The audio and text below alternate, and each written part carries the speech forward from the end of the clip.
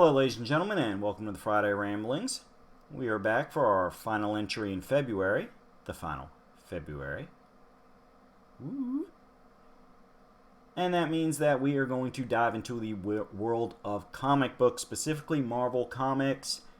We're going to do something a little bit different, a storyline that is often overlooked by modern day readers because it was kind of an oddball experimental crossover event story. And that is, which you of course know if you spend a lot of time reading the titles of my videos, the Evolutionary War. The Evolutionary War was something new for Marvel in a few different ways, specifically that it was the first time that they told a crossover event through the annuals that they would publish. Get my P words right here. Publish. Not push. They were pushing certain characters by publishing stories involving them.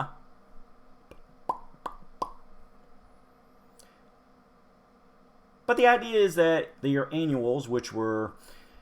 Those people who are not into comic books, an annual is a individual issue outside of the standard numbering sequence, ostensibly done once a year, although... depending on the popularity of the book at the time, it may skip a few years until somebody has a really good idea for a one-off story, and are typically larger than a standard issue, which means you get more story, or often multiple stories, where you have a main story and then a backup story. This is a thing that can really work in comic books. It's a good way to, as I said, if you got an idea for a one-off story, or a couple just short and sweet things to maybe plant the seeds for future stories to show up in the main book, hey, go ahead, toss out an annual. It works.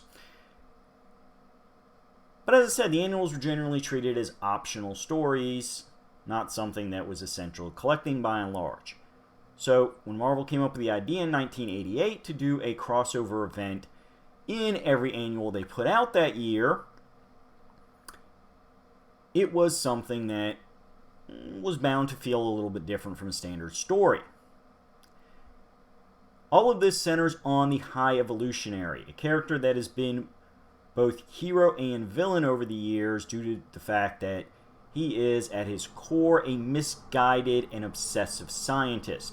High Evolutionary, born Herbert Windham. I gotta look at the name in print. Make sure I'm pronouncing that last name right. Herbert Edgar Windham. Okay, so I was trying to put the G from the Edgar in the Windham. Herbert Edgar Windham, a once human gentleman who was one of the first geneticists centuries ago, was so obsessed with unlocking the raw potential of DNA that he experimented on himself and turned himself into a near immortal, often containing himself in a suit of armor that protected him from various heroes and villains that would object to his experiments, depending on exactly what kind of experiment he's running at the time. The backup stories tell, for the first time,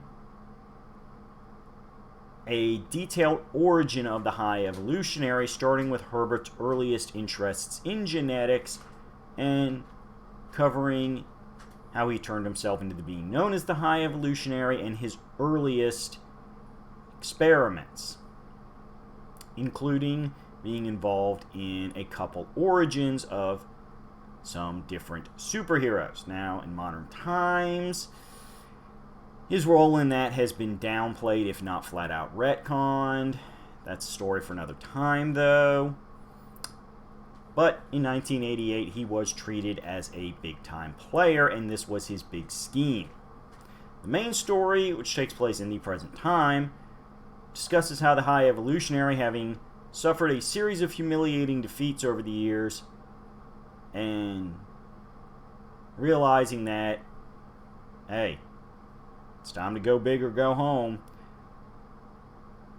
goes ahead with his grandest experiment yet, which is find a way to forcibly evolve humanity to the next level so that they can protect themselves from various cosmic powers and other threats from beyond the planet, while also justifying his centuries-long pursuit, showing that humanity's genetic potential may in fact truly be limitless. Now this of course drew the ire of various heroes and shows the first kind of awkwardness of the story, in that 90% of the books you can basically read as isolated annuals and just read it as the characters you usually see in this book having one quick adventure against the High Evolutionary. Now at the end, there certainly is implications the Evolutionary is busy doing other things, and it does encourage you to find some of these other annuals, but if you didn't really want to get involved in it, we're just getting the annual because you already collected the regular series, most of these stories completely work as standalones. And that was one of the interesting, awkward things about it. Yes, if you read the entire series, you do get a grander story, but you also see as you read chapter by chapter, like, yeah, I really feel like that particular chapter doesn't require the stuff that came before and the stuff that came after to put it in context. But it can be put in a grander context if you so choose, which is an interesting way to do stories. So who was involved? Everybody. Basically the entire Marvel Universe. Let's go down here and discuss the annuals involved.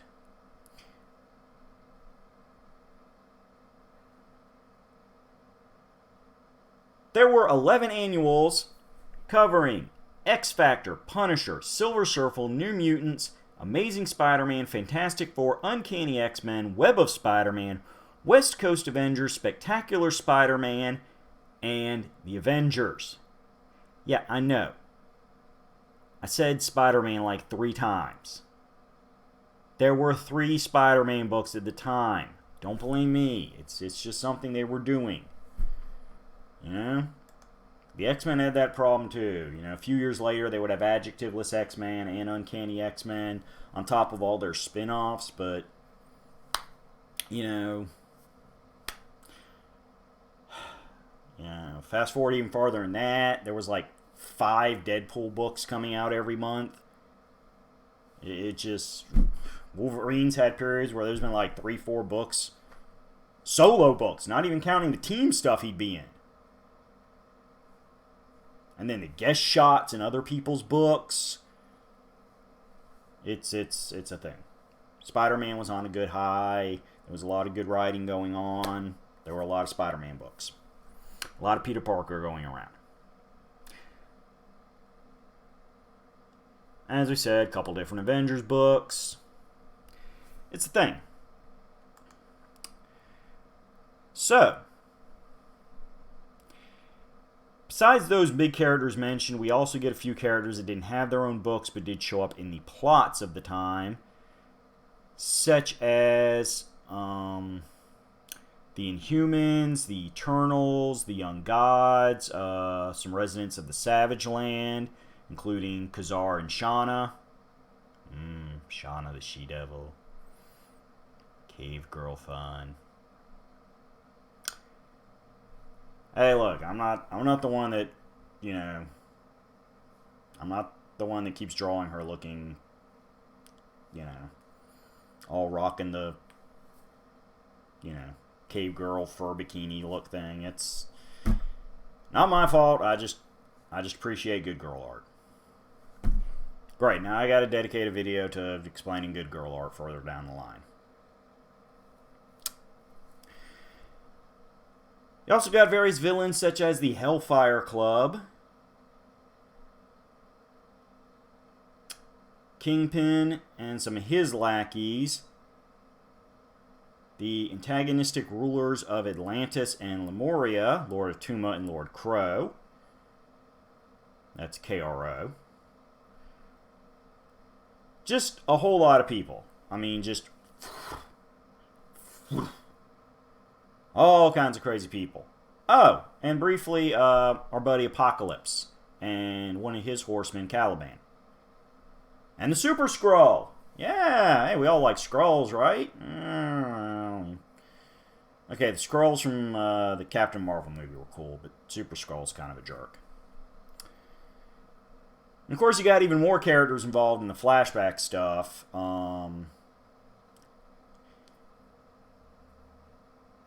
It's a whole thing. It's a huge thing. Basically, anybody that mattered in the Marvel Universe in 1988, it's whether in the flashback stories or the present-day stories, got involved with the High Evolutionary.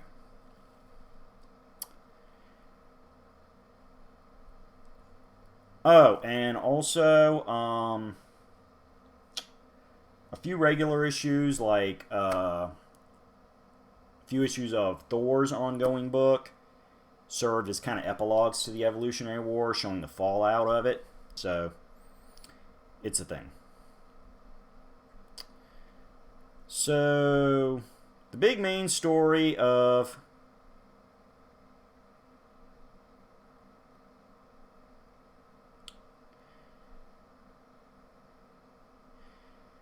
it is, as I said, the High Evolutionary wanted to forcibly advance humanity against his will, gathering various pawns and lackeys and supporting staff. He enacted a series of schemes that built upon each other, leading up to a big finale in which... let me sit here and go through my notes here.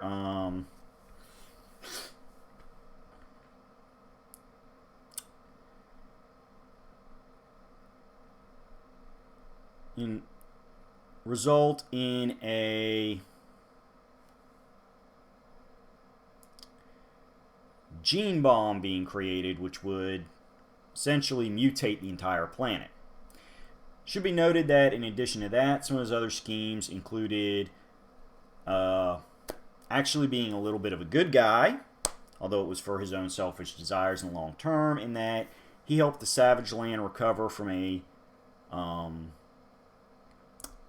situation where it was basically razed to the ground. There was almost no Savage Land left.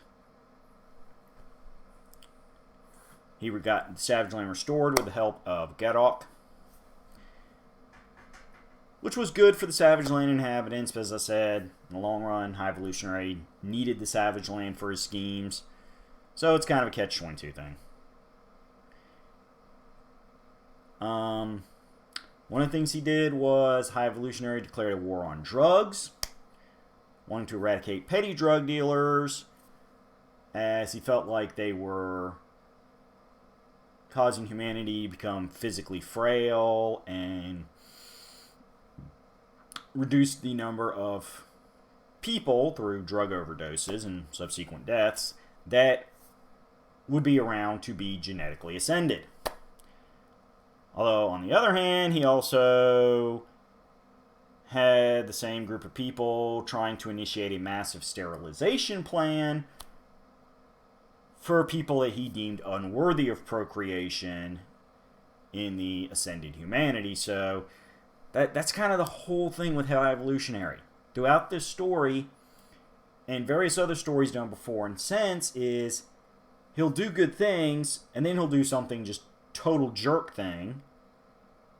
And even when he does a good thing, it's not really for the most selfless of desires.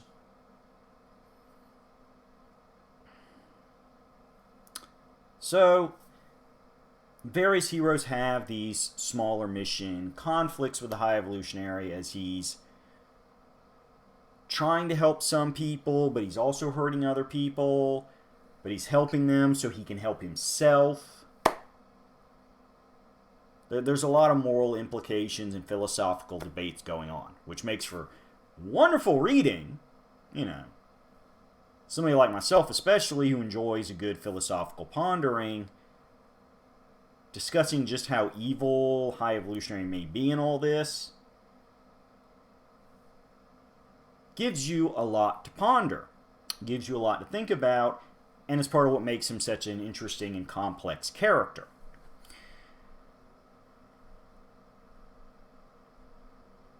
But when it's all said and done, Heroes of Earth, specifically the Avengers, just cannot let a gene bomb go off and have people forced to become something that they may not want to be, especially when they don't even realize such a situation is going on.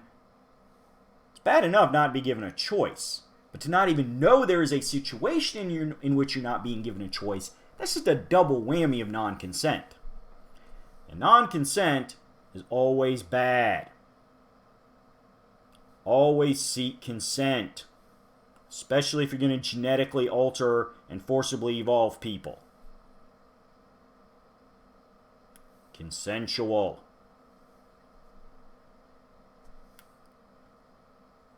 You heard what I said. So, a group of Avengers, led by Hercules, attack the High Evolutionary in his headquarters. The Avengers use the ship's Genesis chamber to boost Hercules' power beyond those of a god. And emerging from this souped-up genetic accelerator, he is able to physically beat down the High Evolutionary, reducing his physical body to a pile of ashes. Unfortunately, these new powers overloaded Hercules, and he grows so powerful he completely discorporates and ceases to exist on this plane of reality. Android Avenger Jocasta prematurely detonates the genetic bomb, being unable to disarm it, thus sparing the world from catastrophe. And the good guys return home. So, what kind of lasting effects did it have? Well, let's discuss that as the big wrap-up. Because you can't have a big crossover event without at least some people having a change up to their status quo. Danielle Moonstar of the New Mutants had her powers altered, so instead of simply casting illusions of your greatest fears, she could now physically manifest her mirages instead of them being intangible. However, she can only maintain one mirage at a time. This certainly seemed to be the implication or implied inspiration for her powers in the recently released New Mutants movie, in which the Demon Bear is capable of physically interacting with his environment. Eventually, of course, her powers would change again, because that is the thing with Danielle Moonstar. Her powers have changed, evolved, and transformed and a few times over. After overhearing a conversation with the Hellfire Club regarding Magma and her fate, the New Mutants further distrust then Headmaster Magneto, continuing to defy him until they get to a point where they formally renounce their attendance at the Xavier Institute for Gifted Youngsters, meaning the New Mutants go out on their own completely. They're eventually recruited by Cable and spun off into X-Force after some membership changes. In the process of restoring the Savage Land to its former glory, Garrock ceases to exist as an individual entity, bonding with the land itself. Quicksilver redeems himself in the eyes of the Inhumans and renews his marriage with Crystal. Crystal, meanwhile, leaves the Fantastic Four and returns to her family in Antillion. Quicksilver and Crystal's marriage would later end over some other nonsense. I love Quicksilver's character, but Pietro Maximoff has never done well with romantic relationships. Interim Avenger Bill Foster regained his giant man powers and would return to the superhero world. We had a bit of fun with Spider-Man retcons and retroactive histories, as in a previous story released, there was a Gwen Stacy clone created by Miles Warren, aka the Jackal, that was kind of left roaming around the world. It is stated that she was not a true blue clone because Miles Warren had never actually perfected the concept of cloning, revealing that she was a woman named Joyce Delaney who was transformed into a genetic duplicate by a virus designed by Miles Warren, aka the Jackal. This transformation was undone by the superhuman named Dreamweaver, whose powers restored her to her original form. Later on, years later, this retcon would in turn be retconned again in what some people call a stetcon, when the High Evolutionary admits to a clone of Spider-Man called the Scarlet Spider, also going by the name of Ben Reilly, that he had fabricated the transformation virus entry in Miles Warren's diary in order to discredit Warren and in turn discourage other scientists from pursuing better and better cloning techniques, leaving High Evolutionary that much farther ahead of others in the field of biogenetics. Kind of a dick move. High Evolutionary and Hercules both evolve beyond having physical bodies, somehow reappear in the Black Galaxy and have to be rescued by Thor and his various allies in the aforementioned Thor epilogue issues. The High Evolutionary returns to space with his new men and sets aside his plan for humanity's advancement, though he would eventually return. So there you go. You have a crossover that affected the lives of the Avengers, X-Men allies, although the X-Men directly were just witnesses to the restoration of the Savage Land, as well as some alterations of Spider-Man history, although those alterations would later be undone. That's just kind of thing you run in comic books. So we get to the big question we always get to at the end of things. Is this worth reading? You know, it kind of is. You know, if you want a story that touches on all corners of the Marvel Universe without having, huge crowd shots of 100 heroes all gathered together, fighting one big massive army, works great in movies. But in the comic books, these kind of smaller standalone stories with a unifying theme are a much better way to highlight all the individual heroes and give you a better idea of who they are as comic book characters and as superheroes. This period of time, to me, was probably Danielle Moonstar's best power set. Having the ability to manifest one physical object of whatever she could imagine certainly helped when the New Mutants would go out adventuring. Her most common default object would be she had a small necklace in the shape of a spear that she would sometimes just switch into an actual spear or whatever object she needed at the time. But that was her little go-to constant use of her power, and it worked. Spider-Man Revelation really didn't do too much because at the time people weren't really writing much with the Jackal, and that Gwen Stacy clone was not being regularly featured. Basically, the only reason they bothered to retcon it was because the whole thing with the Scarlet Spider and the related clone saga was a major story for Spider-Man, and you couldn't really claim that Ben Reilly was a clone of Spider-Man if you'd already claimed Miles Warren had never figured out how to actually clone people. Or even worse, that Ben Reilly was the original and Peter Parker we had known for a few decades was the clone. Yeah, that was part of the Clone Saga thing. Clone Saga is definitely its own video. Maybe a couple, depending on how deep I want to go into it. You got to look at a very interesting character in the High Evolutionary who, as I said, has been basically more of a neutral character than a pure blown villain. There are times that he has done things as favors for people. There's times he's done good things for selfish reasons. There's times he's been a flat-out jerk. But at the end of the day, he's not doing it because he's a megalomaniac that wants to rule the world. He's not doing it because he enjoys hurting people. He's not a sadist. He's a scientist.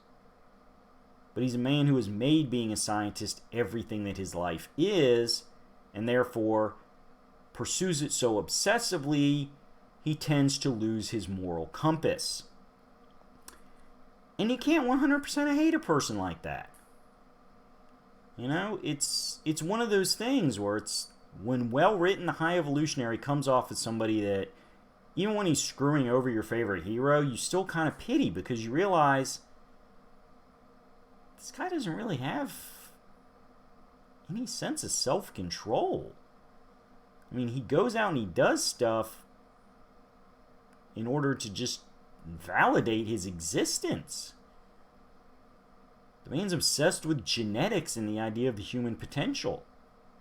He has to do these experiments to verify anything he did in his life was worth doing.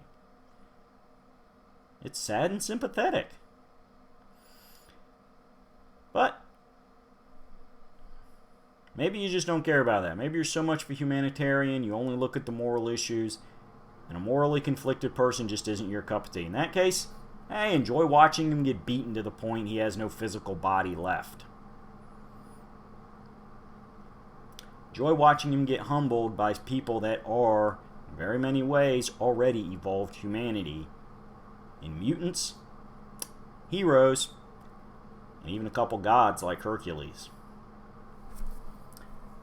That's going to conclude our February ramblings. We've got some great ideas for next month, so if this is your first time watching, go ahead, hit that subscribe button, because you're not going to want to miss any of our videos. We drop them every Friday. We also have game videos dropping other days of the week. And when the next season gears up, a 2-man podcast. So watch it. If you subscribe, you get notifications for every video. It's the best of both worlds. Like, leave comments, tell other people about these videos. Share the love, because that's what we do at the Friday Ramblings. This has been the month of love. And as such, we are spreading the love. We've talked about a lot of great things. We've put a silver lining on stuff that may not be as great as it could have been. Because we, at this channel, do not believe in hating. We discuss entertainment. We discuss pop culture. And entertainment and pop culture are designed to make you feel better. To bring joy into your life. So that's what we do at this channel. We focus on that. Enjoying life. So remember, you can like us, you can love us, you can even hate us. But if you're going to criticize, be constructive, and be ready to have people admit they disagree with you. I'm going to see you in 7, because I'm going to be here. It's going to be a mad March. Full of fun. See you then.